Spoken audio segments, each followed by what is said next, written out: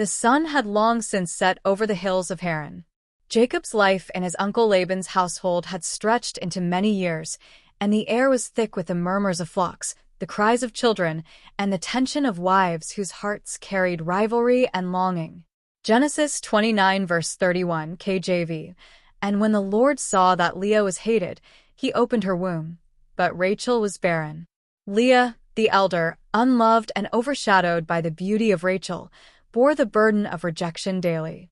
Yet, in God's providence, her womb was opened. Her firstborn was Reuben, and she whispered through her tears, "Surely the Lord hath looked upon my affliction. Now therefore my husband will love me." Genesis 29 verse 32, KJV. But Jacob's heart remained with Rachel. Undeterred, Leah bore Simeon, then Levi, and then Judah, each child a mixture of hope and sorrow, each name a prayer into the heavens. Genesis 29 verse 35, KJV. And she conceived again and bare a son, and she called his name Judah, and she left bearing. Rachel, watching, despaired. Her beauty could not sway Jacob's affections enough to bring her the joy of a child. In her anguish, she gave her maid Bilhah to Jacob. Bilhah bore Dan, then Naphtali, and each child became a token of Rachel's strategy in this game of hearts. Leah, seeing this, gave her maid Zilpah to Jacob, and Gad and Asher were born. The rivalry of sisters filled the tents, yet God's plan quietly unfolded. The 12 sons who would form the tribes of Israel were coming into being.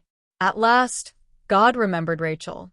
Genesis 30 verses 22 to 24, KJV. And God remembered Rachel, and God hearkened to her, and opened her womb. And she conceived, and bare a son, and said, God hath taken away my reproach. And she called his name Joseph, and said, The Lord shall add to me another son. The years passed. Jacob labored for Laban, tending flocks, increasing his wealth through God's blessing, even as Laban's eyes grew jealous. Then the Lord spoke to Jacob. Genesis 31 verse 3, KJV. And the Lord said unto Jacob, Return unto the land of thy fathers, and to thy kindred, and I will be with thee. Jacob prepared to leave Haran. He gathered his wives, children, and possessions. Genesis 31 verse 19, KJV. And Rachel stole the images that were her father's. The household fled in secret, crossing rivers and valleys under the cover of night. Laban pursued, anger boiling, but God intervened. Genesis 31 verse 24, KJV. And God came to Laban the Aramite in a dream by night, and said unto him, Take heed that thou speak not to Jacob either good or bad. At Mizpah they met. Words were exchanged, tensions high, but a covenant was made. Genesis 31 verse 49, KJV.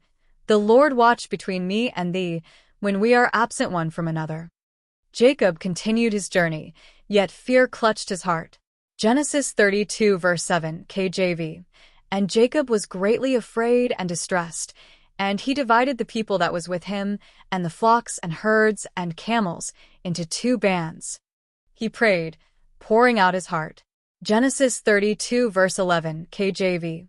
Deliver me, I pray thee, from the hand of my brother, from the hand of Esau, for I fear him, lest he will come and smite me, and the mother with the children. The night was still. Alone, Jacob crossed the ford of the Jabbok. The camp was behind him, and only the whisper of the river spoke in the darkness. Genesis 32 verse 24, KJV. And Jacob was left alone, and there wrestled a man with him until the breaking of the day. A mysterious figure appeared from the shadows. Not a name, not a voice, yet its presence was undeniable. They struggled, their bodies twisting, the ground bruised beneath them. Hour by hour passed. Sweat poured. Dust clung to their limbs. Jacob's muscles ached, his strength faltering, but he would not release the stranger. Genesis 32 verse 25, KJV. And when he saw that he prevailed not against him, he touched the hollow of his thigh, and the hollow of Jacob's thigh was out of joint, as he wrestled with him. Pain shot through Jacob's body, yet his resolve hardened. Genesis 32 verse 26, KJV. And he said, I will not let thee go, except thou bless me. The mysterious figure spoke. Genesis 32 verse 28, KJV.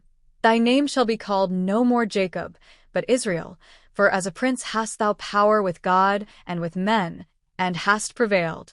Jacob named the place Peniel. Genesis 32 verse 30, KJV.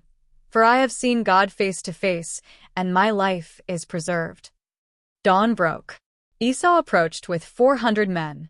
Jacob, trembling, bowed 7 times as he drew near. And then, in a moment of grace and divine reconciliation, Genesis 33 verse 4, KJV, and Esau ran to meet him and embraced him and fell on his neck and kissed him, and they wept. Peace, long denied, was finally achieved. Jacob settled in Canaan, but sorrow and strife were not yet finished. Genesis 34, KJV, recounts the tragedy of Dinah, defiled by Shechem. Simeon and Levi avenged their sister, and Jacob's heart was heavy with grief over their violence. God again called Jacob.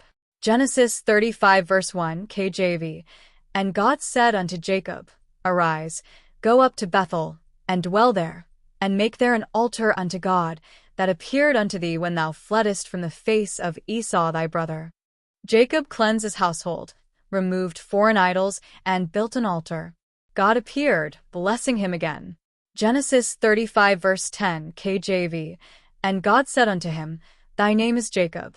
Thy name shall not be called any more Jacob, but Israel shall be thy name. And he called his name Israel. The sun set over Haran, painting the skies with hues of gold and crimson, yet Jacob's heart was restless. Years had passed since he first arrived in Laban's household, and though he had labored faithfully and grown prosperous, his spirit longed for the land promised his fathers. God's whisper came to him in quiet moments. Genesis 31 verse 3, KJV. And the Lord said unto Jacob, Return unto the land of thy fathers, and to thy kindred, and I will be with thee. Jacob's mind raced. He looked at Rachel, Leah, their children, and the flocks surrounding them. He remembered the nights of scheming, the years of toil, the promises he had clung to like lifelines. He knew it was time. Genesis 31 verses 4 to 5, KJV.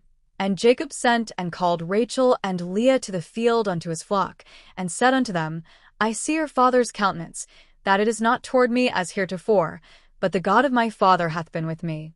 And ye know that with all my power I have served your father. He spoke urgently, explaining God's guidance and his need to leave secretly. Their hearts were filled with fear and hope, for escaping Laban would not be without danger. Rachel and Leah listened intently, understanding that this night would change the course of their lives.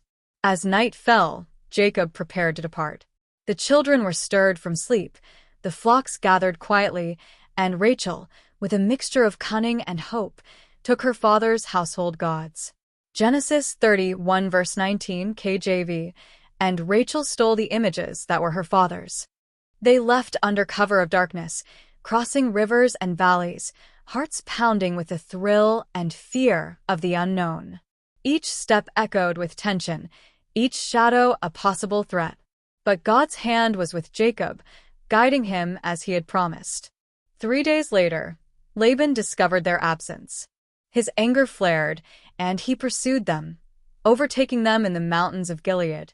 Words were exchanged, accusations flew, yet Jacob remained calm, trusting in the guidance of God. Genesis 31 verse 24, KJV.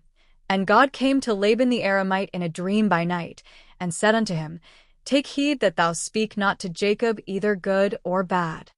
A covenant was made between them, a heap of stones as a witness. Genesis 31 verse 52, KJV. This heap be witness, and this pillar be witness, that I will not pass over this heap to thee, and that thou shalt not pass over this heap and this pillar unto me, for harm. Jacob continued his journey, his heart heavy with anticipation. Soon, the memories of Bethel and God's promises came flooding back. The mysterious dreams, the angels ascending and descending, all of it reminded him that God's plan was unfolding step by step. As Jacob's camp approached the Jabbok River, fear gripped him. His brother Esau, whom he had wronged, was approaching with 400 men. Genesis 32 verse 7 KJV. And Jacob was greatly afraid and distressed, and he divided the people that was with him, and the flocks and herds and camels, into 2 bands. That night, alone, Jacob wrestled with a man whose identity was shrouded in mystery. Genesis 32 verses 24 to 26 KJV. And Jacob was left alone, and there wrestled a man with him until the breaking of the day. And when he saw that he prevailed not against him, he touched the hollow of his thigh, and the hollow of Jacob's thigh was out of joint, as he wrestled with him. And he said, I will not let thee go, except thou bless me.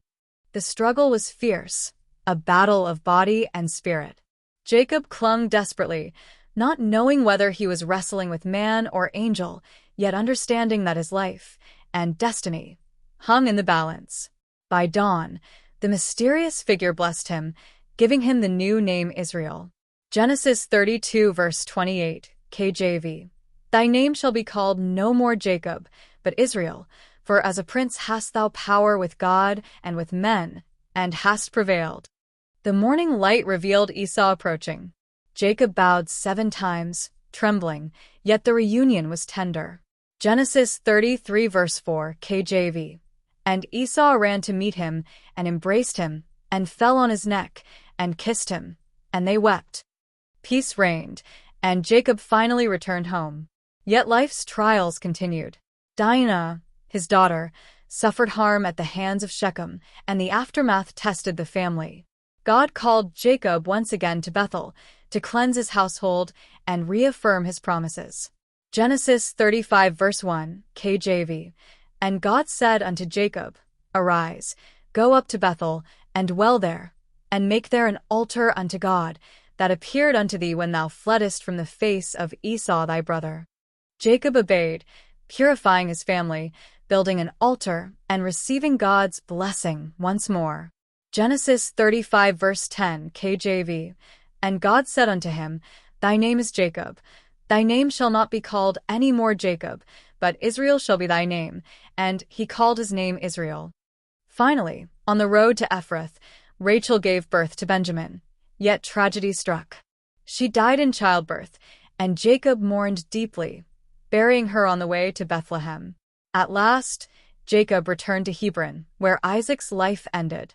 Together, Jacob and Esau buried their father, completing the cycle of rivalry, reconciliation, and the fulfillment of God's promises. Genesis 35 verse 29 KJV. And Isaac gave up the ghost, and died, and was gathered unto his people, and his sons Esau and Jacob buried him. Lessons from the full story of Jacob, post-Bethel. God blesses in his timing, children, wealth, and guidance came according to his plan, not human scheming. Faith requires courage. Leaving Laban and facing Esau demanded bold trust. Struggle can transform. Wrestling with a mysterious figure changed Jacob's identity forever. Reconciliation heals. Even long-held enmity, when met with humility, can be resolved. God's presence guides and protects. Even when life is uncertain, his hand leads Jacob step by step.